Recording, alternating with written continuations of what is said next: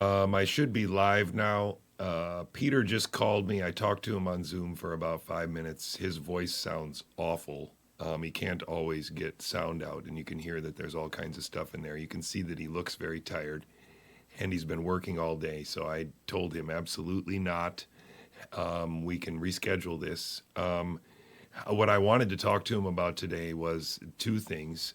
He has a paper, or he had a poster, I believe. I'm just going to zoom through these really quick. Sorry about that. I should have pulled that out. He had a He's got a poster about the autopsy findings that was actually presented at a University of Michigan meeting, and then also labeled as misinformation. And then we also have this tell him honey and vinegar indeed. Hey, we got a package from you today, Pamela. That's very sweet. I'm supposed to say thank you, and apparently at least one person in the house is very happy with that package. And the other thing that I wanted to talk about with him is this paper about a myocardial assessment of function in the heart of vaccinated and unvaccinated people. And I thought one of the reasons why it might be nice to talk to him about this is to try and understand exactly how this paper was done. And so I did talk to him for about 5 minutes. And the gist of it is that they can use PET scanning to see a shift from fatty acid metabolism to glucose metabolism. And in general, if your heart is damaged or ischemic, usually it's ischemic, there's a shift. So ischemic means it's low on oxygen. There's a shift from fatty acid metabolism to glucose metabolism. And people that have taken the shot seem to have shifted their heart to glucose metabolism, and then they can see some correlation with pain in the arm, and the more pain in the arm you have, the more likely you are to have this uptake of this dye, which indicates this change in metabolic state of those cells. So he said it was a really striking finding because of the signal was so incredible and uniform. So I think it's an interesting observation that I think Peter is just willing to add to one of the many reasons why he would probably agree that come on, Dan, what's going on? Why? Oh, that's a window. I forgot that's a window. My bad. That's probably why he would agree that. And now that's moving. Why is that moving? Goodness sakes, it's just dumb.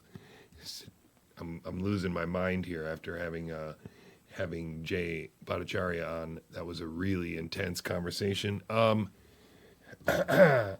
I don't think that at this stage Peter would argue with the statements on this screen, except for maybe the bottom one, simply because he's not a virologist or a biologist in that lane. But I think that Peter McCullough has recently taken the position that intramuscular injection of any combination of substances with the intent of augmenting the immune system is unadvisable, and transfection in healthy humans is criminally negligent. And he may have found another aspect of the evidence, which I think is conclusive at this stage, that they had to have known that the damage that would be done by this was simply unjustifiable. So there must have been some other national security priority, some other objective that they wanted to accomplish with this maneuver, other than just responding to a pandemic, which we all understand now.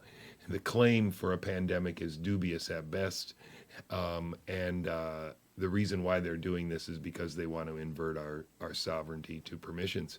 Stop all transfections in healthy humans because they are trying to eliminate the control group. I hope you won't be disappointed if I just leave you to redigest the JB interview with JC, and we'll come back to Peter McC, MD, as soon as we can with Dr. JC. And so thank you very much for joining me.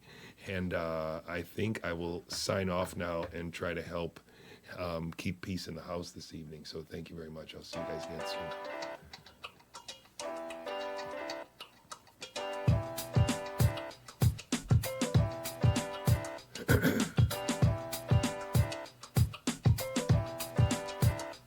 Good to see you again, Jeff. Thanks for following, and the other Jeff too there, UGG 0001.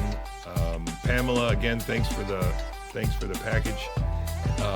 And Garden Variety Human, thanks for showing up. Thanks for the kudos. I hope you enjoyed that interview with JB as much as I did. I felt some friction or some resistance or some disconnect, but I didn't. Well, I don't know. I just know that I've met him a few times in person. I really like the guy a lot, and I think he's also really trying to solve the puzzle. So I hope with further discussion we can get him either to push back harder against what we're hypothesizing, to either push back more effectively on what we're hypothesizing or digest a little bit more about what we're hypothesizing and help us evaluate it better. So either way, I think we made a lot of progress with Jay, and I know that Peter has come a long way since the last time we talked to him, so I'm really excited about getting his insight into this paper and also just talking to him about how his views about immunology and vaccinology have changed over the past 3 years. I think it's a really unique opportunity to talk to another person who has essentially had a few changes of heart over the last 3 years, not unlike yours truly. So it's with a very humble regret that I say that I can't talk to him today, but I will talk to him soon. Thanks, guys.